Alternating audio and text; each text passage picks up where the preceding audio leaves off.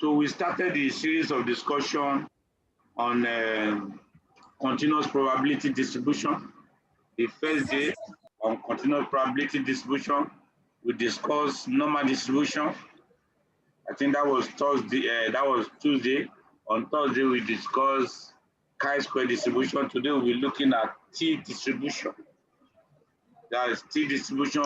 An example of continuous probability distribution we want to look at. Please, somebody, Dr. Kaudi, please mute yourself. Yes. Then by next week, that won't be lecture by Thursday. By next week, Tuesday, we conclude the continuous probability distribution by discussing F distribution. Then we move ahead to other things also. Today we look at T distribution as a type of continuous probability distribution. Let's look at the historical background to this T distribution. You know, the normal distribution has been described by people like Pearson. You know, they've done a lot about normal distribution. But after a while, somebody working in an industry, William Gosset, was Englishman publishing under the pseudonym Student. He developed the T distribution, T test and T distribution. He was actually working with Guinness Brewery in Dublin. And he was a very intelligent man. But by that time, as a person working in the industry, in a company, you cannot publish their data. He was privy to the data, was in their data section. So he loved statistics, but he couldn't publish or without permission. And most of the time, all these companies will not allow you to even publish their data. So he published the T distribution, T test, under the pseudonym Student. No, instead of writing his name, say Student. So instead of saying Gosset, say Student. He found that the existing statistical technique using large samples were not useful for small sample size that he encountered in his work. So by that time, normal distribution was being used for, you know, at least when you say large sample, anything 30, sample of 30 and above. But smaller sample, 20, 10, he found out that the normal distribution was not good because it's even an attribute that normally follow normal distribution will not follow normal distribution if the sample size is very small.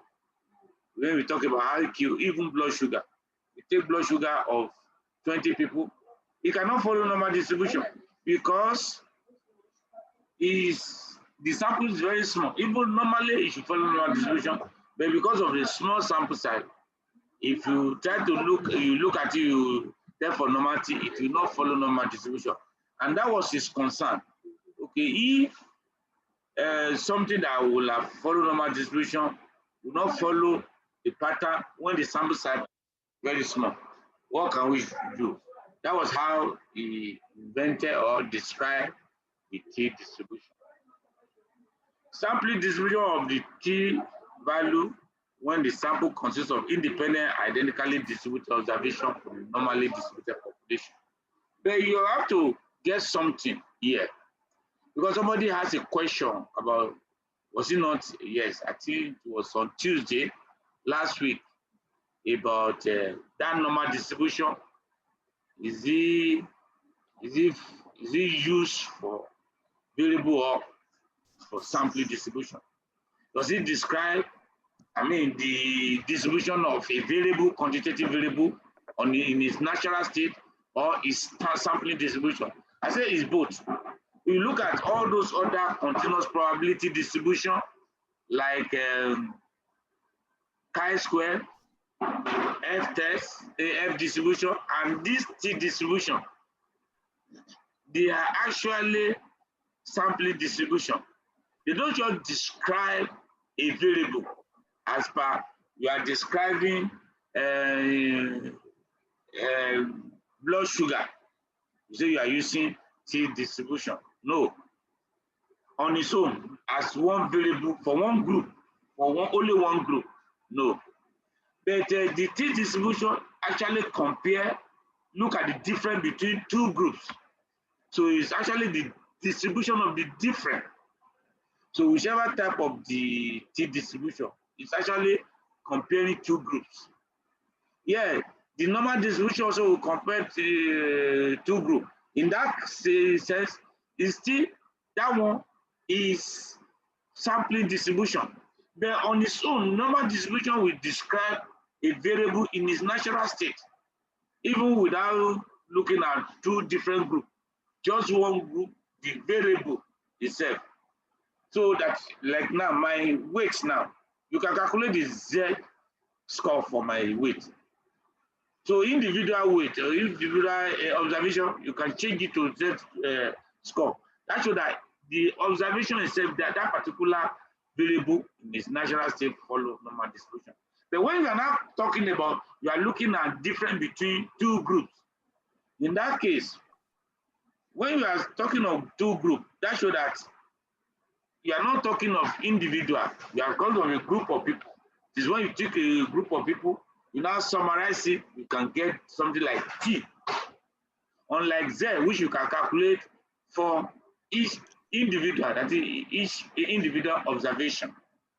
So Z also can be calculated for different between group. So that's what makes Z distribution, the normal distribution, both sampling distribution and just ordinary distribution. But all these other ones like T we are looking at, and chi-square we have looked at, and F we are still going to look at. They describe group. So they actually sampling distribution. Sampling distribution means that you summarize, you take a group sample, you take a sample, you take the observation and summarize before you can say it follow that pattern. Unlike normal distribution, which has that same property, also can be used for individual, can calculate the Z for individual person. Now, family of continuous probability distribution with degree of freedom n-1. Just like, we talk about standard normal distribution. Even the normal distribution also, well, you cannot say it's family. Each variable has its own normal distribution. But you now have standard normal distribution. When you convert the value of the variable of the observation to the Z, you standardize it by removing the mean from each value and divide by the standard deviation. It gives you Z distribution, which is a standard normal distribution. So the T distribution, that standard normal distribution is just one. It's universal. It's just only one that exists on planet Earth. In the universe, it's only one. But the T distribution, the chi-square distribution, the F distribution, there is a family that the distribution depends on the degree of freedom. So there are a lot of different distribution that under that umbrella. And what differentiates them is their degree of freedom. So as the number of degree of freedom increases, the T distribution approaches normal distribution. You see, with the mean 0 and variance 1, everything and all the probability distribution, as the number, as the degree of freedom increases, that is, in most cases, the degree of freedom will depend on the sample size. So that will give you a clue that you are dealing with group of people when you are talking of sample size to get that statistics.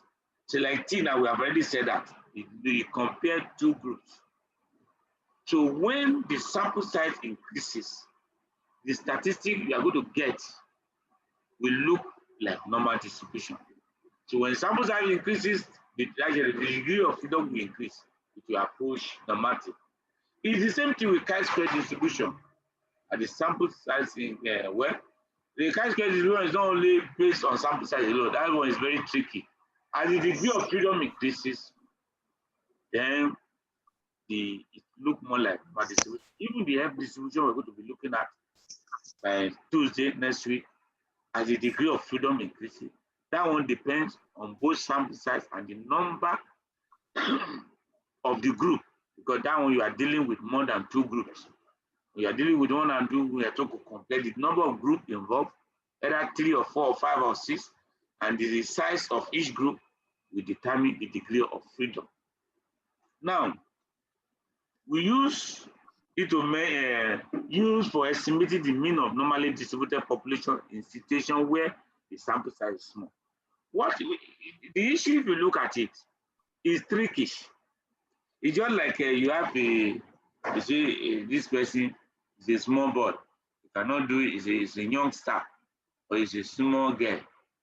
But very soon, the small boy, the small girl will grow to become an adult. But both the adult and the small boy, they are human beings. It's the same thing here. So the T test and the T distribution describe look at differences from a normally distributed group, or let's say population. But of course, when the sample size is very small, it will be far from normally distributed. But as the sample size increases, of course, you know that as the sample size increases also, a group is becoming like the population. As sample size, as a group number in a group increases, it becomes like the what operates in the population. So population standard deviation is unknown. Well, in this situation, this one just trying to tell us the situation where we consider T distribution. Of course, when the sample size is very small, and when you don't have idea of the population standard deviation. That is, you cannot describe the population. If you remember when we're talking about normal distribution, the Z, if you remember, how did you get the Z itself? We remove the population mean from the individual value and divided by the population standard deviation. So Z has to do with something in population. That is when, and once the sample size is becoming big, that sample size look more like population. So when we are now having smaller sample size, it's not looking like population. That's where the Z comes. You ask a question, and why did you now use, even in a big, when you have big sample size, like even over 1,500, 600 or whatever, you still use T?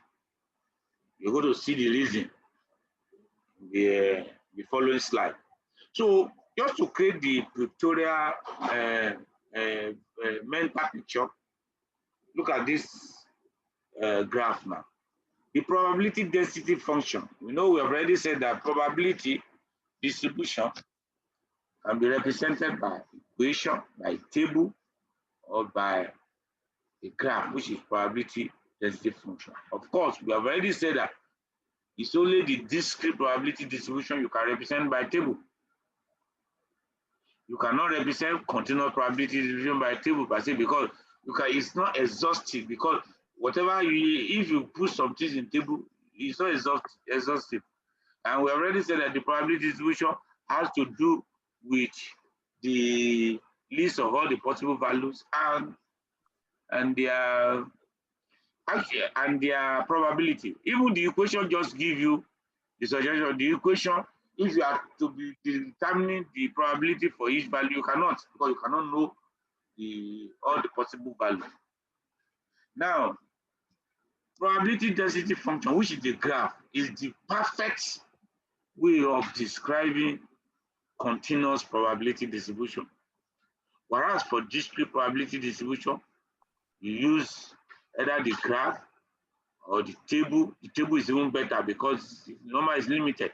Table, equation. Now, the probability density function, which is the graph, is symmetrical for both normal distribution and T distribution. Can you see now? We have already said that they are close, just like we see a girl and a woman. What's the difference? Maybe the girl is still young. So what the woman can do, the girl cannot do. But it's a matter of time. The girl will do the same thing. That should have become a woman. So the girl and woman is the same thing. It's just something. It's just that there are some conditions that are not met yet that made the girl not to be a woman. Now, the probability favoring function here, its overall shape resembles bell shape. So the shape of T distribution is bell shape, just like normal distribution from day one. Of normally distributed variable with mean 0 and variance 1, except that a bit lower and wider. So if you look at it, the red graph is the normal distribution. Sorry, I'm trying to bring in the point. I don't know why. Okay. The spotlight I'm looking for here. Yes, the red line, the graph, this standard normal distribution. The T distribution is the blue. It's the same bilateralism, but you see that the T distribution is flatter and is wider. They give you a wider base. The base, anyway, you see the other graph later, you see, you'll be able to appreciate it, give you a wider base. The issue is that the area under the graph is 1. It's the same. It's just like if you have a rope now or something that is flexible, malleable, you can bend. Maybe a rod or wire you can bend.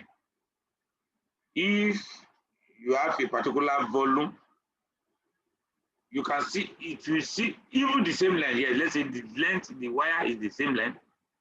But if you now shape it to be narrow like the normal distribution, we will expect that the spread, the wing will not be much. It will be narrow and the wing, the base will not be wide. But if you want it to be wider, the tip, the apex will be lower, but the base will be wider. It's the same length. So if you look at it, the volume, the area under the graph for probability distribution, we have already said it. For any probability, the total is 1, which is 100%. It's the same one. But here, the normal distribution is taller, while the other one is flatter. That's wider base. You see C. So you can appreciate the similarity and differences. If somebody is making noise, that's